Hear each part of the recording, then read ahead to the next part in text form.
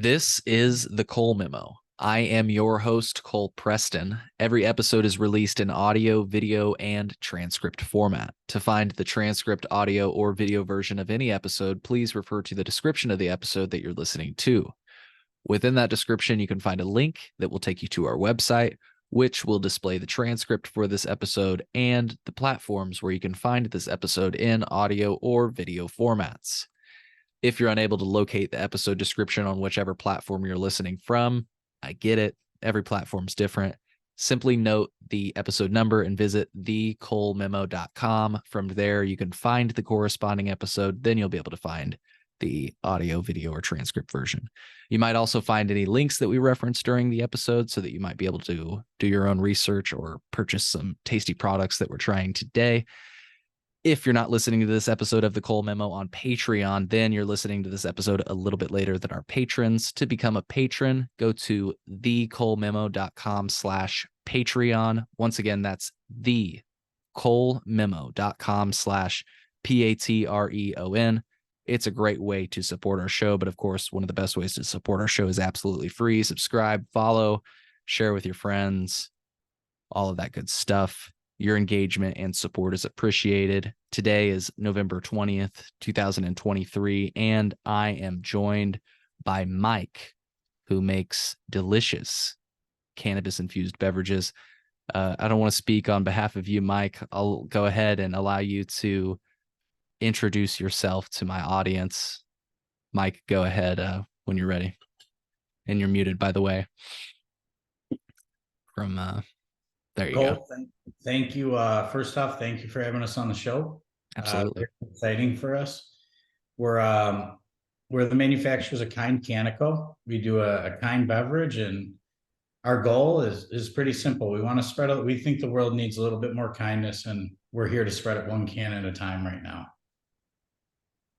Absolutely. And tell our listeners, I just took my first drink. Very tasty. This is the raspberry lemonade drink that you have. Tell our listeners where they can find you online. So right now you can find us online at kindcanico.com. We at this time we don't ship to customers.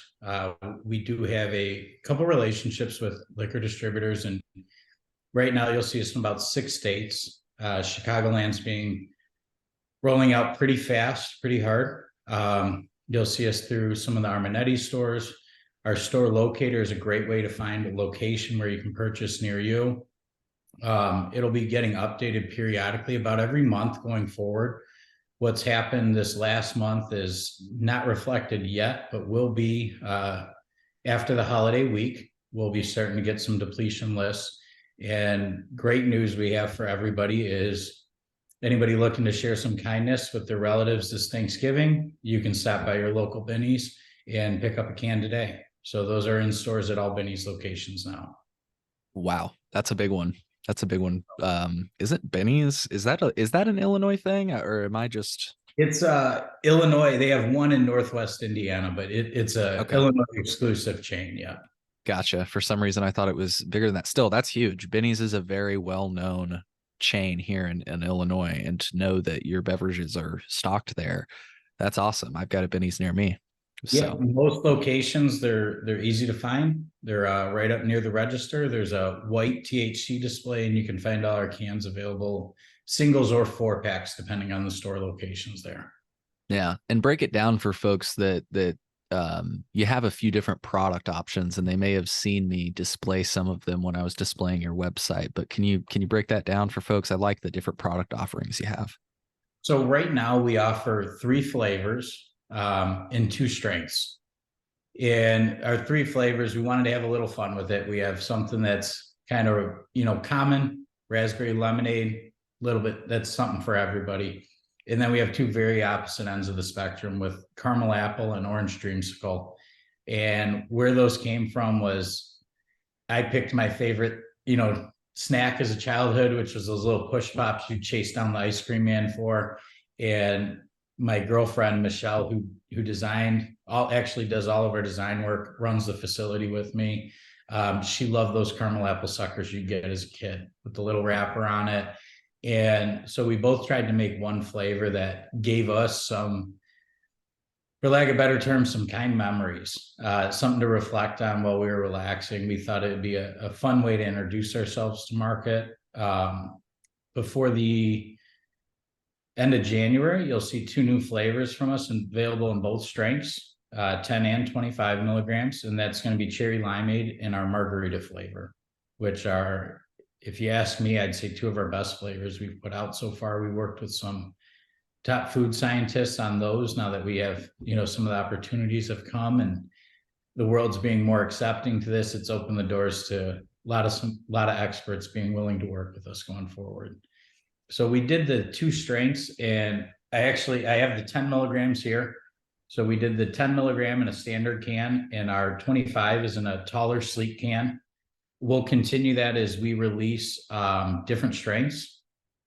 That way, even if you forget to read or don't remember, you'll know if the product feels right in your hand. That way, nobody accidentally, you don't have to pay too much attention at the store. If you like the milligram, you like the 25, or I believe we're going to be doing a 5 and a 100 soon.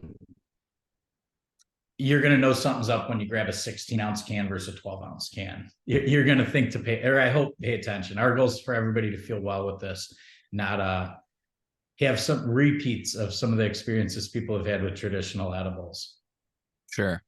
Sure. But still, like you say, I get so excited when you talk about having, a high dose option, like 100 milligrams. And I didn't think about the idea of, so it's like your 5 milligram cans are like a normal can, like a 12-ounce can, right? Our 5s are going to be in a stubby, like an 8-ounce. Oh, okay. That'll be about this big. Our 5 milligrams will be like those little Yeah. shot-sized cans you see at the liquor stores right now. But then, sorry, the 10 milligrams are in like the 12-ounce. That's cool because it's like you grab a regular can, a regular dose, but then it's like you grab kind of like one like this, and it's like you say, that's interesting. I never thought about trying to make that association because I could understand where you come from with your concern. You may not want to have somebody accidentally grab 100 milligram THC drink and just down it, you know what I mean? But so maybe that'll go a long way towards preventing that happen. It may happen. And it may, but you know what? The stuff they sell in Benny's, your product is the least of their worries. And that's how we felt about it exactly. Is, it may happen that somebody may shotgun 100 milligram can or even a 25 right now. Yeah. May shotgun one, and we can't stop that, but we do encourage 21 plus. We make sure to exclusively work with age restricted retailers. Adults are free to make stupid decisions if they want to, for lack of better terms. And, you do stupid things, you win stupid prizes is a saying I've heard, over the years. It's a true one. At least we thought that way. Our intention going into it is when you're trying something new, you usually don't go with, the handle of moonshine, for example, a gallon of moonshine. You might get the pint for your first experience. And we thought that thought process that goes with traditional adult beverages, we were hoping carried over here, that a newcomer or somebody unknowing would look at, let's look at the smaller size, the standard size for a standard experience, right?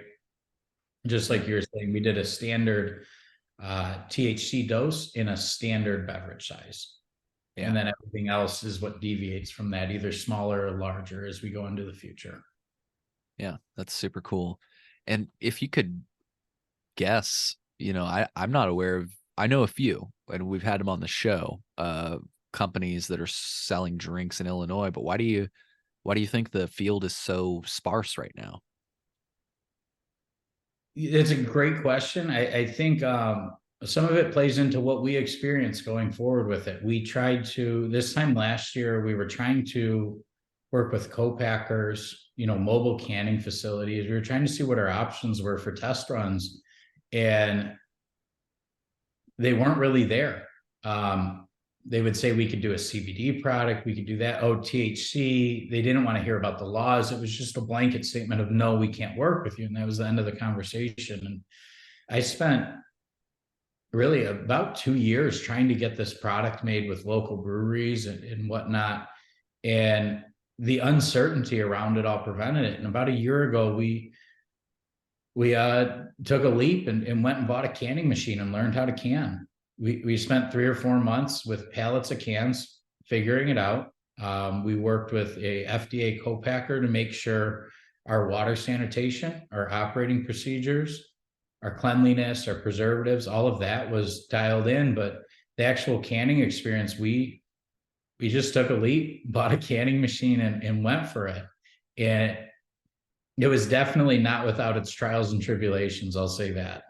Um, but we believed it was a product that was kind of the future of cannabis. We had tried some cannabis beverages from dispensaries in the past and really enjoyed them. And I thought it would be a great way to introduce consumers, both longtime consumers and right. I love the idea of being able to pack up a bomb, for example, and have it hit me right away.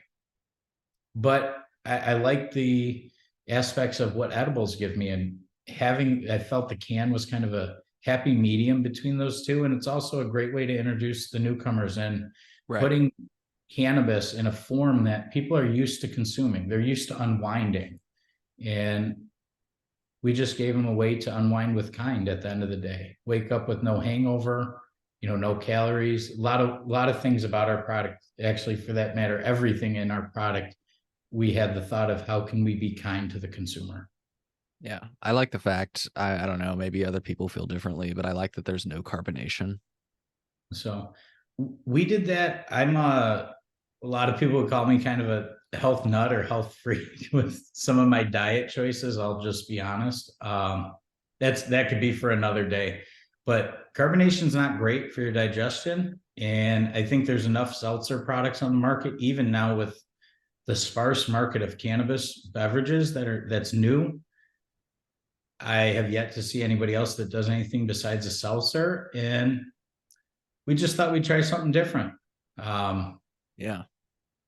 Yeah. I've yet to see anybody do, well, I take that back. One company we did just have on, they have a 50 milligram can, but Okay. it seems very few and far between where people are actually doing a dose that would be adequate for somebody like myself, Yeah.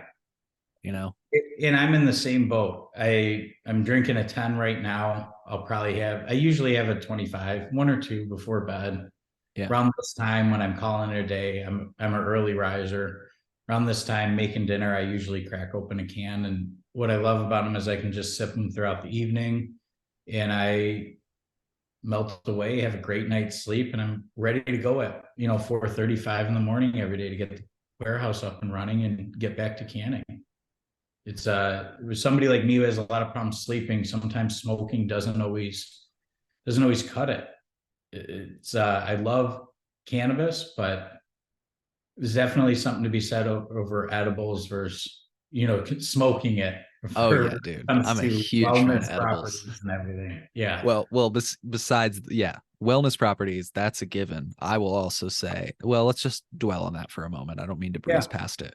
The wellness properties are amazing because no matter what, some people will say, oh, smoking cannabis, it's not as unhealthy as tobacco, or oh, vaping cannabis, that's not as unhealthy as smoking cannabis. Well, what's better than, you know, any of those things is maybe not smoking at all. Right. I'm a Um, smoker, but and I me too. agree with you 100%. Yeah, me too. I smoke a joint like every Yeah. podcast, but there's something to be said about the format. And I will just also say, as a user of cannabis, I really feel like with edibles, you can really dial in what experience you want. So again, yeah, if you want to crank it up, start on these 25 milligrams, Especially with the water soluble, you can really dial it into a very precise, refined feeling of exactly what you're going for that night. And that's what we love about making it water soluble in the first place is right, where you stand. You can pour a glass on the rocks, you can drink it right from the can. 5 or 10 minutes later, you just like a mixed drink, traditional adult beverage. You right. know that you want to have another one or not. You're not guessing. And I think that's the biggest thing. I want to get back to the business conversation we were having in a bit, but I think that's a thing that is so true, and it's gonna. I think it has the potential to normalize cannabis more than any other form factor. Because just to give you an example, um, I was recently given samples from a different soda company, and they were lower dosed, so they just didn't really do it for me, to be honest. Yeah. And but they were still fine. And you know what I took it as an opportunity for is I said, hey, well, they're low dosed. I'll bring it over to my family's house and offer them up to the family, because it's real Yeah. hard to talk grandma or my aunt into taking a hit off a joint or a vape. But when I give them a can, they're like, well, I'll have a sip. And they did. Like my Yeah. grandma, literally, and my aunt tried a cannabis drink. They tried a few sips and they were like, it's not bad. So it was interesting. And but more to your point, I've had another friend who stopped smoking for quite a while. So he was a little nervous about trying it. And I said, but try this drink. You're gonna feel it faster than you feel any other edible, and you'll be able to gauge your experience. Would you agree with that? Like it kicks in, it seems like much I, quicker. I'd agree 100%. I think you feel, in my experience, and I think it just like normal edibles, I think science will show, just like they did with traditional edibles, the stomach, what's in there, what you've eaten plays a huge aspect in it. And Yeah. we all know that yourself, being an avid edible consumer, I think you've experienced that. One day it's 30 minutes, one day it's 2 hours. Right. I think with our drinks, it's very consistently, I would say 90% of the effects you're going to feel are 10 to 15 minutes from consumption. You'll still get maybe a little Sure. uptick in effects, from the 15 to 30-minute range, but 90%, I think, is right in that 15-minute window and makes it a lot less scary for people. One of the things, I know you mentioned your grandma. I've been on a mission for 7 years to make a cannabis product that my mother would try. Yeah. And I haven't got her to indulge in a whole can yet, but she has tasted it. So that was a proud Nice. moment for me. Was many years I heard from her of, I don't need to use it. I'll try it if I need it, because Right. she knows all the things we've helped people with wellness over the years, and we weren't new to the cannabis space. I've been in it about 18 years at this point. Is for as young as I am. But it started in the traditional space, I like to call it, and then Hmm. transitioned over to where I am now many years ago. Yeah. Very cool. Very cool. And yeah, like you say, that's cool to hear that you at least got your mom to try a sip. I I don't think it's think cool that your grandma tried it. That's even better. right, right. But on with both those people, I think we can both agree it would be much harder to talk them into taking like a little hit off of a joint versus a drink. I I don't think she'll be alive the day Yeah, right. she'll die before she tries that. And I think that's fine. I don't think smoking's for everybody. I know we already agreed. I think even Yeah. all of us who smoke cannabis can probably agree. We know smoking's not healthy for us. The cannabis, put it aside, but I don't think smoking anything's the best choice you could make. But I think within everything, moderation is key. Yeah. You're not going to harm anybody, doing it occasionally.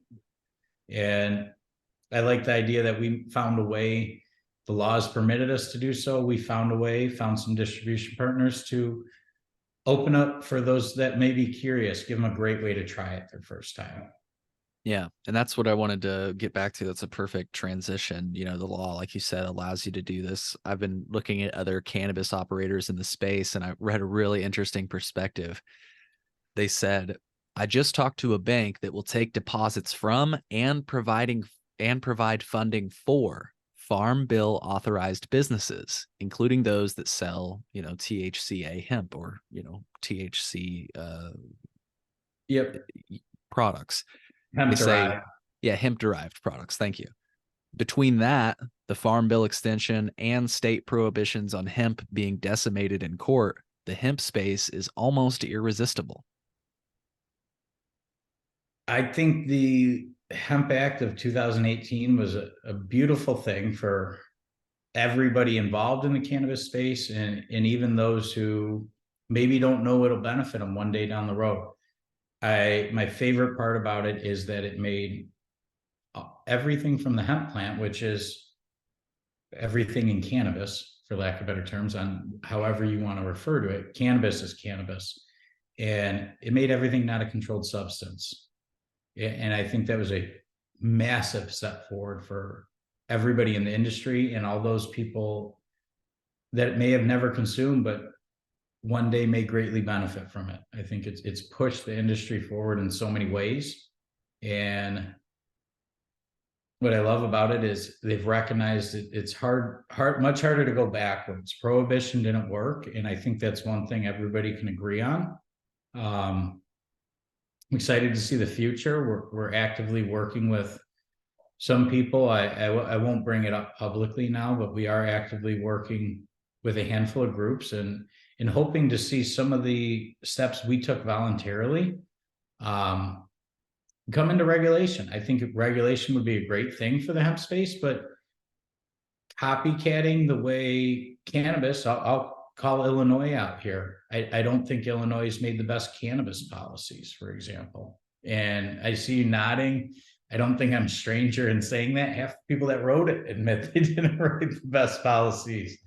So I hope they put a little bit better forward. And so far, what I've seen is most legislators are trying to. I know you mentioned some that have been stricken down in court, but I think most are recognizing that they need to understand the product better, the industry better, and importantly, what the consumers want.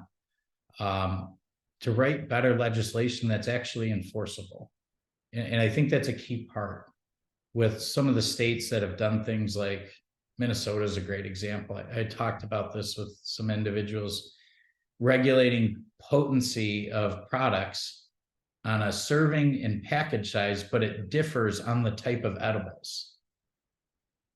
Well, why can a beverage have 5 milligrams per serving and 10 milligrams per can, but an edible can have 50 milligrams per package?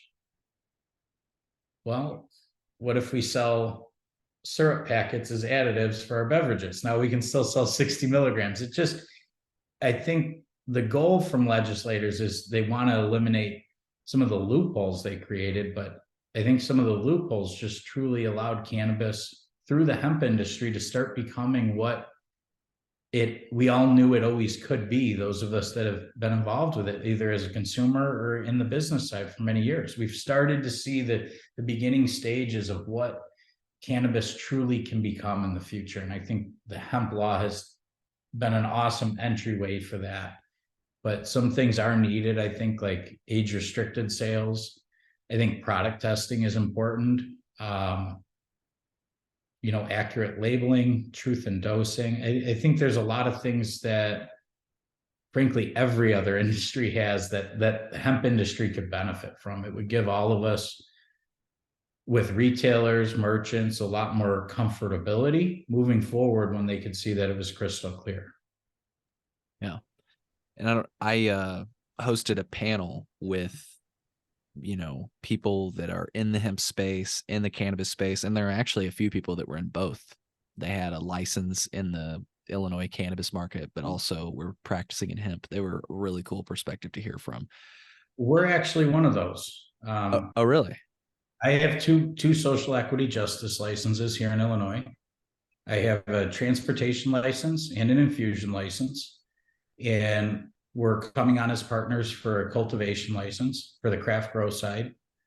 And I think that's one of the things some of those that we've talked to found an interesting perspective is we originally built Kind Canna was originally built for our infusion license to go into dispensary products. And how that changed was we were a hemp extraction company for the last 5 years. And I never understood why, but one of our biggest requests was, can you take the THC out for me? Can you remove the THC for us?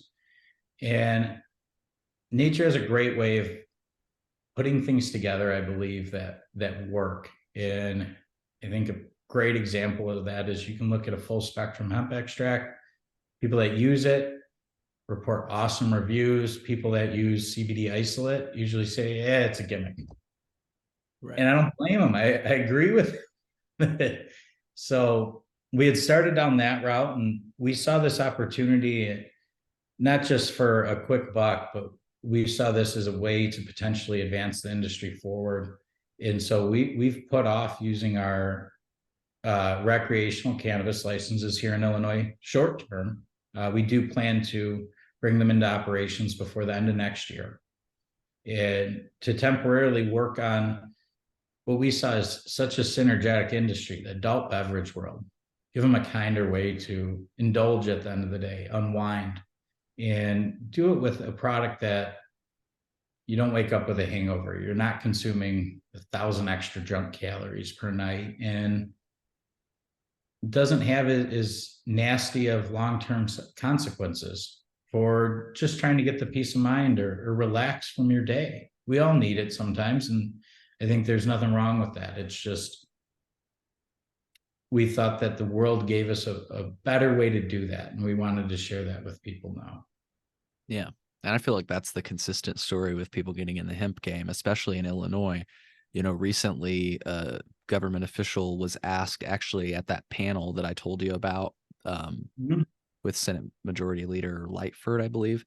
One of the IDFPR representatives was asked, if you would like to open up a cannabis business tomorrow, how would you do that? And he basically said, you can't, you can't. And so that's, I think, why a lot of these people have gotten into hemp, because I mean, yeah, you're able to sell these drinks in bennies. Yeah. You can. And I love that you touched on that. There's other states that have done great programs. Sure, maybe not everybody can open a 200,000 square foot cannabis facility, right? Costs, forget even just the feasibility of running it. Costs are a big prohibitive factor.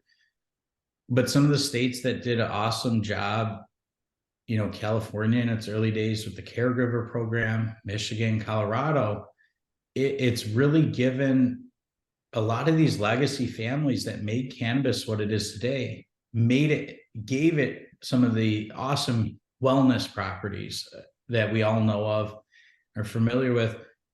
Cannabis wouldn't be cannabis without those families, and giving them a way to share their work and what they're passionate about. I think they did a great job at that. Illinois, like you said, if you want to open a cannabis business, the fact is you can't just go open one.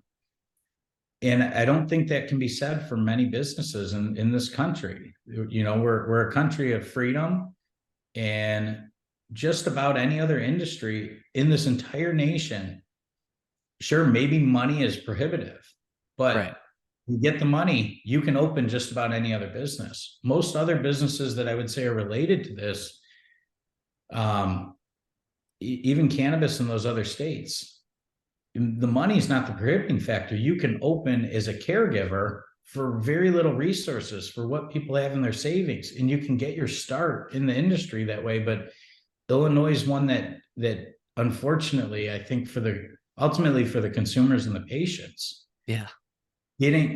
has never given that opportunity to people. It's even if you have the money to open a very large facility, it's still, you can't even just put together the right business plan to justify spending the money. You have to win the lottery, for example. And they literally called it that, the lottery in Illinois. And I think there was some irony in that, because even to partake in the lottery, it was for most people, not just thousands, it was hundreds of thousands of dollars to even maybe get a chance to participate. Right. And be the lucky winner. And I think we could do a lot better, I think, as a state. Yeah. Yeah. And I just think that, so it like you said earlier, you'd be willing to be regulated. I've heard that from several other honest operators in this space. And it's interesting. Like I said, I hosted a panel which actually included a lot of the same people that were on Senator Lightford's panel. I don't know if she stole that idea or what. But I'm just joking. Friend, I wish I got to go. I was unfortunately had plans, but I heard it was a good night. So maybe you'll yeah. have to share some more about it. Yeah. Well, but anyways, in my panel, one of the solutions that I suggested actually falls in line with something that you suggested. I said, I'm aware of legislation that would require these hemp products to be labeled 21 plus. I think there was a tax requirement and there was definitely a testing requirement.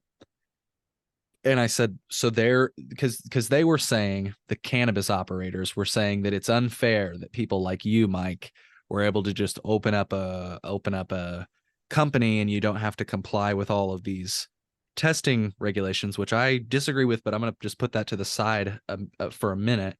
Yeah. Here you are saying, I will play by the same rules that you're playing by. And what they said, at least on my panel, is no, because because if we were to let you all in, that would dilute the value of our licenses, right? Do you get that? Make a better product. Exactly. There's look at states. People like to talk about California is now. I think California is going in the wrong direction now, but I'll bring, when you hear me talk about legislation, I'll talk about them a lot because I did work for 5 or 6 years in California's market. And, it is a saturated market when you look at states like California, Colorado, right, Michigan, Oklahoma. But the people who really put out a quality product, a boutique, a designer product, they still get $60 an eighth all day long. They still get the price that they set, whatever that price may be on whatever product it may be. And most people still can't keep them on the shelf. So I think opening the doors, like you said, I don't think that's, I think they use the excuse of they don't have to test. That's not fair. Most of us test and do all of those things that they have to do voluntarily because it's just good business practices. You should care about what your consumers putting out. You should care that you're putting the best quality and accurate product out, because ultimately that's for the customer's sake, not for any business. And so most of us, I'd say the large majority of us, do it voluntarily because we care about our consumers, because we know that's what's important at the end of the day. And I think some of the cannabis companies, particularly here in Illinois, like to use that as an excuse, but it's not really about that. It's about just the value, like you said. And unfortunately for Illinois, I don't think Illinois companies could compete in some of these open market states. I don't think they would do as well. Because they don't.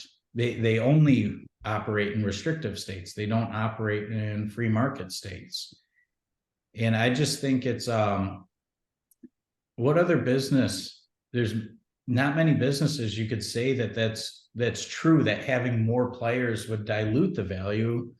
I actually thought it was great. Benny's had 2 other brands in their store. We were talking about today, actually, that we're so happy to see them have other brands in their store, because it actually gives enough choices to make a category in their stores. Instead of us being in a non-alcoholic section, there's thankfully enough cannabis beverage companies out there that are compliant with the Farm Bill, that make a quality product, have the practices, and can build the relationships that we're not hidden away on a bottom shelf next to non-alcoholic beer. I welcome I wouldn't even call them competitors. I'd call them peers. This industry is truly in such its infancy of the legal side of the cannabis industry. There's so much room for many, many more peers to join, partake in similar businesses. And beautiful thing about cannabis is an edible product. It has a bit of an art form, but the flower side that ultimately these antagonistic views are coming from, that's where your art can truly shine through, is a producer. And being in business in other states, having friends and traveling to dispensaries in other states, there's some amazing work, and you can see the love and care that people really bring through to the plant, some of the live hash rosins that are out there, and even some of the edible products that come out to the market using essentially a commoditized ingredient, a distillate derived from hemp or what have you. I'm one who, I may be unique in this sense, because I even hear this from the hemp guys. They don't want everybody in it. I'm one that says the more the merrier. I think everybody should, and I think that's true of every industry. If I want to open a bar, there's a form I fill out to go get my liquor license. I put together a business plan, and I can go to a normal bank. And it's up to my hard work to make it successful. The passion I'll put through and communicating with my peers at the bar, the love that goes into the food, the quality of the products, that it determines the success, not that nobody else can compete. Right. It feels like they've removed most, or they've tried to remove a lot of the competition from the business and instead placed it in like the application slash license seeking part of it. So you have to really compete to even get a piece of paper. But then after that, you're like, well, I know my numbers. It's not that you don't have competition, but you know who you're stacked up against, Yeah, that the application process was ridiculous. It was a lot. And a lot of it didn't really actually have to do with showing you knew how to actually manufacture, produce cannabis. The majority of it was with unrelated aspects, I would say. Yeah. And just I kind of get where they're coming from when they say, oh, we have to test, we have to label, we have to do 21 plus, but like you say, most of the operators I'm aware of do that anyways. Here's where I truly think the it's unfair thing falls on deaf ears for me. Okay. It's completely fair. Nothing is stopping them from getting in the hemp space. I'm Right. with So you. they'll say like, well, they don't have to pay 280E. They don't have to pay the state tax on cannabis. It's like if you got in the hemp space, you wouldn't either. And nobody's saying you can't. Nobody's making them participate in a lottery to get a hemp license, or as many people are aware, to extract it, to cultivate it, you need a hemp license. To distribute products or retail products, you don't even need a license. Nobody's stopping, like you said, I think that's perfect. Nobody's stopping them from participating. That's the most fair aspect of this whole unfair, fair, he said, she said Right. argument that's going on, especially in this state and among other states right now. You couldn't have Yep. said it better myself. Yeah. And I just have to say, some people wonder, um, are bigger people getting into this industry? Absolutely. I think the biggest name I am aware of is Cookies. They're in the hemp Yeah. space. Um, GTI, which is a cannabis company here in Illinois, they have a cannabis drink that I believe is on sale in Illinois called Can. You can also find that in Minnesota. Yep, I've seen them. They're a great example. They did it. They And did it. Snoop Dogg, he just announced a week or so ago that he's dropping his Dog Pound vapes, which are THCA vapes. Has yep. nothing to do with his quitting smoking announcement, by the way. But I was going to say I saw us quitting smoking, but I saw, you'll have to, maybe you'll know the brand name. I saw him quitting smoking, but he's also launching an edible line. I know yeah, Mike Tyson in Tyson Ranch out on the West Coast. Cheech and Tyson Ranch. Chong. Yep, Cheech and Chong, another one. I've seen them as far east as Massachusetts with the liquor distributors. Yep. Um, 1906, which is a company that's in Illinois. They've dropped a hemp derived THC pill that ships directly to consumer, I believe. oh, that's cool. I haven't seen that one. That's Yeah. new. I think that's one of the coolest things is, I'll be honest, every day I see a new product in this. Every day I see a new big name like you were just talking about. We can complain and try to regulate and obliterate opportunities, or why don't just take the opportunity in front of you? That's what's awesome about the hemp space right now is it truly does give a level playing field for everybody. Everybody and anybody can join, can get involved in it right now. And it's awesome. It gives consumers a way to get it at a place they already frequent and save a few dollars at the same time, a lot of times. Yeah. And, some of these people, some of my listeners, I mean to say, ask, why did do people get so passionate about this issue? And I'm curious on your perspective, but I'd like to just first say something that I learned from a defense attorney, which is that with the way that we enforce cannabis in the state of Illinois, it's not like if I start selling cannabis, like cannabis flower, for example, with high levels of THC, that I'm gonna get like let me start without cannabis for an example. Okay. Um, if I start selling liquor out of my house, I will get like probably a pretty serious fine for distributing liquor without a license. But if I start selling weed out of my house, I get some serious criminal penalties. So on one hand, it's a business fine. On the other hand, we're using the criminal law. When people ask, why is it so personal? I say, you're trying to turn honest people into criminals. I'm curious what your take is on this. I would agree with you. You're trying to, myself and the others in this space, we didn't write the laws. And I don't believe we're exploiting them at all. We're just following them. And that's all it comes down to. I'm happy to help them write ways to regulate this. There's a lot of things they missed the first go around that if they had done it with regulation when they made hemp, I think the cannabis industry as a whole would be way larger than it is. But I can relate very much to what you say because that's how I qualified for a license is in the past I was criminalized. I wouldn't say victimized, but criminalized by the war on drugs, and I lost my freedom over it. And I feel personally about it for, I think one reason, most importantly, is I got a felony. We'll just say it for what it is. I have felony charges in convictions for cannabis, back over 10 years ago now. I was a senior in high school and got caught with a large amount that I was selling. There's nothing hiding it. I was convicted. And Was this in next, Illinois? I'm sorry. this was in Illinois. It was in Wow. suburbs of Chicagoland. Yeah.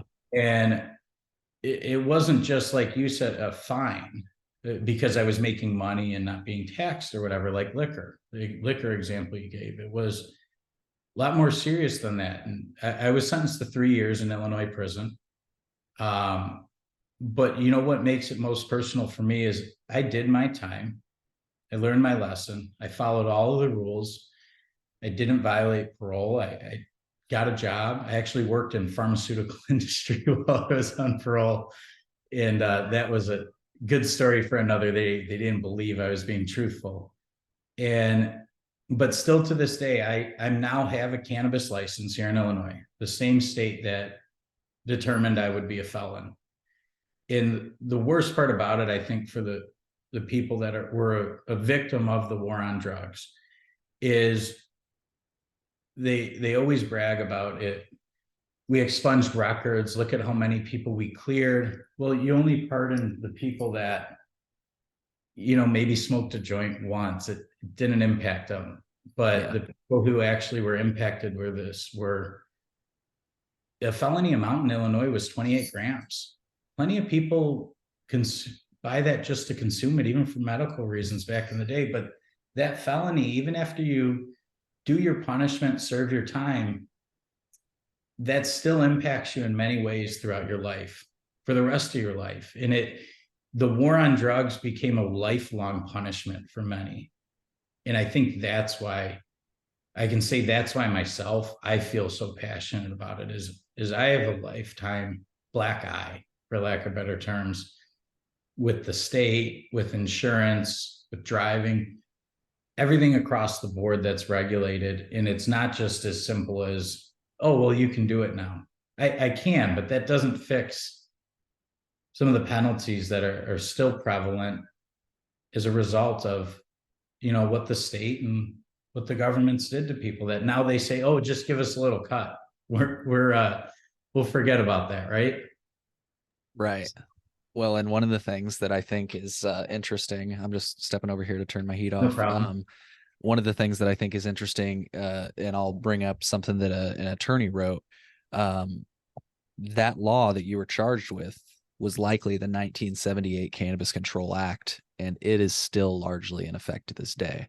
So if these, let's call them protections, even though I'd call them protections. Actually, it's a way in which the federal law is ahead of the state law. Some people might not agree with that, but I think if the federal law is what's protecting you right now, it could easily be argued that federal law is ahead of state law in this case. I'd agree with you as well. There's Yeah. some contradictory federal laws on cannabis, but in Mhm. many ways, because of the hemp law, the federal law is light years ahead of most state cannabis. Cannabis as a whole, I'm talking about any form of the plant right now. Yeah, absolutely. Absolutely. I'm going to step over here really quick to turn off this heat. It is getting hot in here. Um, I was just telling you after I turned off my heat, I'd love to have you back on the show. And I know that I'd have to make it happen when my friend comes back on. He found your drink. He said he was just stopping by a local liquor store. I think I ended up telling you which one it was, but I can't remember off the top of my head now. Carmen Eddie's near the city, I believe. Thank you for mentioning it, because we've got Chicago listeners, so they're going to be wondering where they can find it. And once again, folks, you can go to kindcanico.com and they've got a store locator.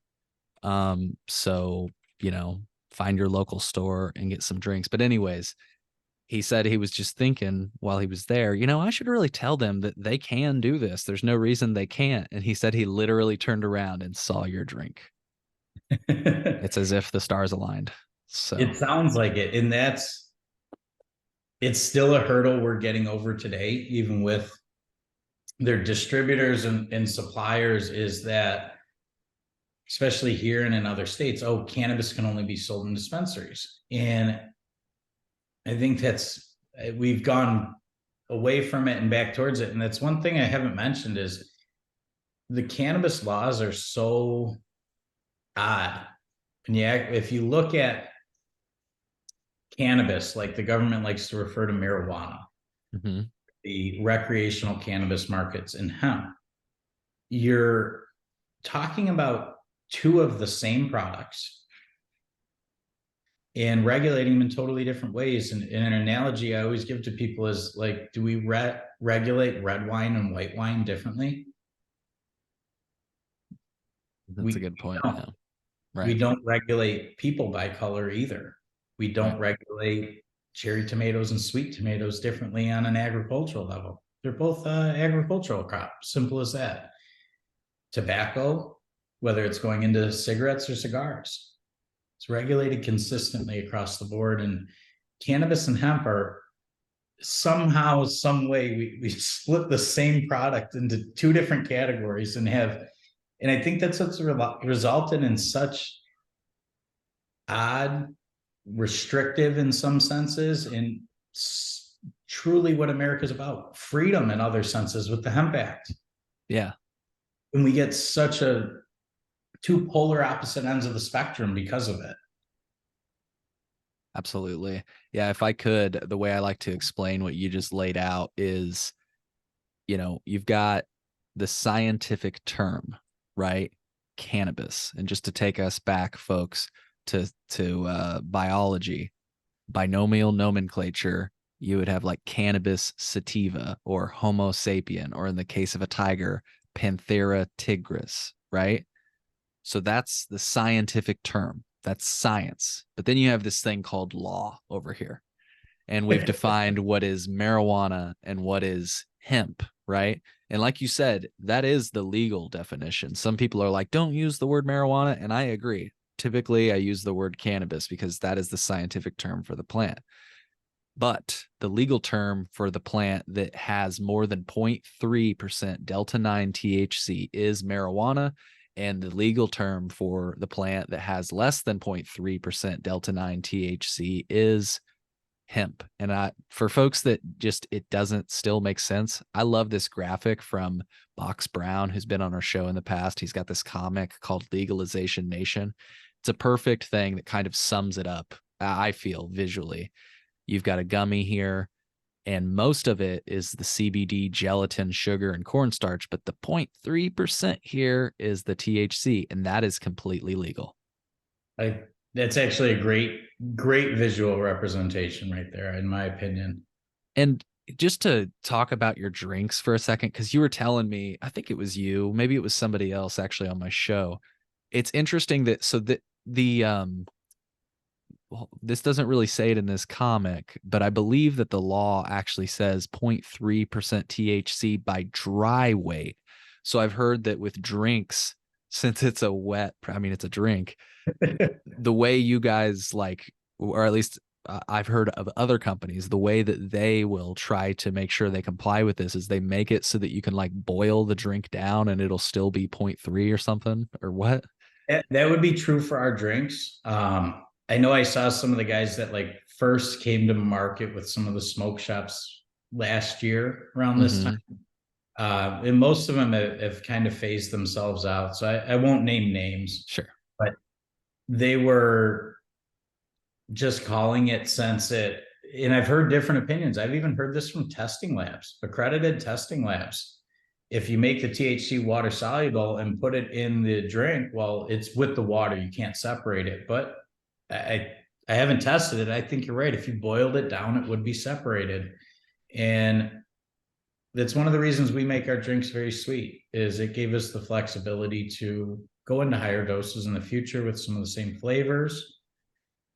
And I think it's important that to us that we found a way to be consistent with federal law for the dry weight basis everywhere we potentially operate. And that law is true for other countries as well. So I hope that we could be a multinational brand one day. That would be very cool, I think, to open what's been done here in the United States, which we know you talked about some huge names getting involved. Cookies is in it, Cheech and Chong, Snoop Dogg, Mike Tyson. I haven't seen that or heard about it as much in other countries, but the laws are the same. I think we should be able to bring this to the people in other countries. And I think like the liquor store owners would say to us is they were pleasantly surprised. They didn't realize as many people did like cannabis and just didn't talk about it. There's still such a stigma around it, but and I agree there still kind of is. I go over to my grandma's for Thanksgiving. She doesn't smoke. Her generation, it was a common thing, but she's probably not going to welcome me sparking a joint in her house. I don't blame her. She probably doesn't want smoke around her kitchen table. But I know she's not going to have any issue if I open a can and want to enjoy myself, just like everybody else is doing there. Because this gives you a way, myself, the others you've had on the show, we're providing a way that you can do it without impacting anyone else around you, for example. And I think that's one thing the cannabis industry needs to advance itself, right? I recognize some people just don't like the smell of smoke, for example. And we have no smoking laws. I kind of agree to cannabis as well. I'm not a kid anymore. I'm not going to hotbox my room and enjoy it like so many of us probably have over the years. But I think you grow out of that phase. Yeah. And I'm actually going to grab another can right now, folks. This is something that has never been done on this show before, but hey, I just need another. And I think I want to just say that I think your statement about not affecting others is mostly true. The only thing I will say is that when I opened up this can, I opened up one of these at a friend's over this weekend, and he said, "Hey, can I have one?" So it did imbue some jealousy. Well, but sometimes you gotta, maybe you wanted the whole thing, but sometimes you gotta pour half on the rocks for your buddy to enjoy. That's what we ended up doing. I had one left. I said, "Hey, we'll split it. We'll split it." Oh, I'm glad to hear it, that we inspired you to be a little kind while you were indulging yourself. So you're slick with that being a little kind. I like that. Well, we're still trying to find ways to be kinder to the community with this brand, and we have some ideas, and it's something that I hope we can share with the people next year. Something we're working on. I'll just say that. Well, cool. You heard it here first, folks. Well, once again, I just want to say kindcanico.com. You can also find them on Instagram. It looks like at kind.canico. We right. Follow them. You should follow them too. Look for them in your local stores. They've got the dose for you. Correct me if I'm wrong. You got once again, you've got the 5 milligrams, the 10 milligrams, and the 25 milligrams. In the future, you might have more. Yeah, right now just 10 and 25. Oh, We sorry. are I keep saying 5. The 5 all is a right. new thing. Yeah, right. 5 is what I think what most people are doing. Most of Hmm. the peers out there, I know a lot of people have, for lack of better terms, kind of thanked us for putting out a 10 and 25 milligram, because most people Me. are doing 2, 3, 2.5, Yeah. maybe a 5 if you're lucky. And I was like you, I'm not a heavy consumer anymore, but like to at the end of the day, and I don't really want to have to drink 4 or 6 cans before I go to bed just to get the relief I might be looking for, right? Right. So, Yeah. Yeah. It's literally, you know, it is the main reason I reached out to you, besides the fact that you're another one of these businesses. The fact that you had the 10 milligram and the 25 milligram, got it that time. Since it was higher dosed, I was like, this is my brand. This is the brand for me. well, I hope I can convince them. I think we will soon. We would have had 100 by now, but we had a distribution partner that was put the brakes on that one. Hey, that's Uh, okay. We'll get but there. we did the 10 and 25 real simple. The 10 is the standard dose in the cannabis industry. It's what everybody's familiar with. And for the newcomers, just like a gummy, we recommend you to start with half a can. But unlike a gummy, you won't forget what time you took it or anything like that. You'll know you can go grab it out of the fridge or save it for tomorrow. And we thought the 25 was the most responsible way to put out a higher dose for people that do have some tolerance or know where they want to be, right? Mhm. It Yeah. was the most responsible way to start, in our opinion. We've all know have those buddies that can drink a few 100 milligrams, and long term, we don't want to leave them out either. Yeah. So, I love that. I love that. Like you said, with some of these other drinks, respect to them. They're tasty and they're good for some. They're good. There's definitely a market for them. But this is my market right here. Higher dosed cannabis beverages. And yeah, like I well, say, I'm it's really awesome. glad we found you. It sounds like, actually, rather than you found us. Your friend finding it in the store. I'm really glad to hear that that's how you found out about us. That means we're accomplishing what we set out to do, and just give people a convenient way, Yeah. right? The more kind way, for lack of better terms. There you go. And I just got to say, my listeners will know this in the future, but you've got a fan in me. I mean, I know I've made that very, very obvious so far, but is I'm just trying to really lean in. Everybody says support local, and I feel like this is one of the best ways you can do it. You are literally from Illinois, right? Because you Born and said you, raised yeah, near Aurora is where I'm yeah. from. But even so, you work and live here in Illinois. You treat to you contribute to our economy, and I think that this is a great way to support local. It goes right to the source. So Even the ingredients are all sourced from Illinois hemp extractors as well. very cool. Some of those from Illinois farmers. I will say the extractors that we work with, a lot of them are sourcing from other states throughout the Midwest, including Illinois. But it's thank you for the kind words, and we appreciate it, because we've run all our businesses here. I want to keep them here. Love the team that we have. We could never do or be as far as we have been so far without the team that we have behind us, supporting us, manufacturing and canning and doing all the product development. There's a lot of teammates that go into this, so it's not just myself. There's more than a handful of us involved in this product, so it's awesome to see it start hitting shelves, delighting consumers. Nonetheless, that's the most rewarding part for all of us.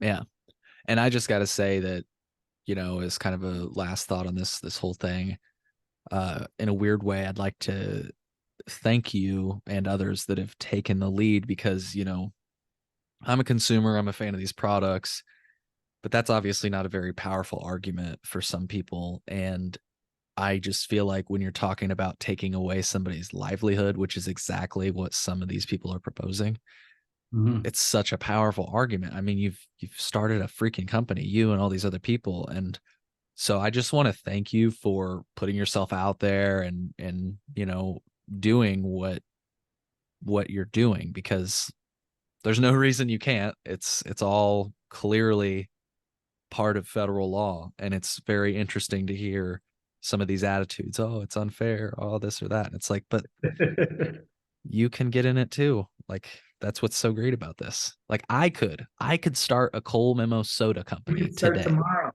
Right. What flavor you want to make? You should come by the facility.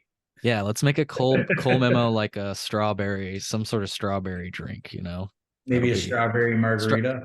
yeah, yeah, that, or yes, yeah, that sounds perfect. The Cole Memo strawberry margarita drink. We'll pop one open at the beginning of every show. There you So go. We'd love to be a part of that. And yeah, the hemp industry's done some amazing things. It's glad to be a part. We wouldn't change it. And you know what? We're regardless of what happens with legislation, we're just gonna keep a positive attitude and yeah, keep doing the best we can for everybody that appreciates what we do. And maybe those that don't know they appreciate it yet. I think that's the awesome thing about doing the beverages is seeing how many new people are willing to try this and realize it's not so scary. For example, it's just a choice is yeah, all that an adult I think should be free to make. yeah. Very well said. Well, before we go, was there anything that you had wanted to mention today that I didn't give you the space for? I wanted to be sure to give you space if you didn't get the chance to say anything. No, I think I rambled plenty with Cool. you, but thank you for inviting me to talk about, frankly, what our whole team's accomplished here in Illinois, and I hope we could do it again sometime. Oh, absolutely. This is not the last time. I'll reach out to you, but if something comes up before that happens, you reach out to me and we'll make it happen. Okay. Sounds great, man. Really Cool. appreciate the time and the opportunity to be here. Yeah. Well, one more time, folks, it's kindcanico.com. Kind Canico. Get it at a local store near you. Take care, everybody.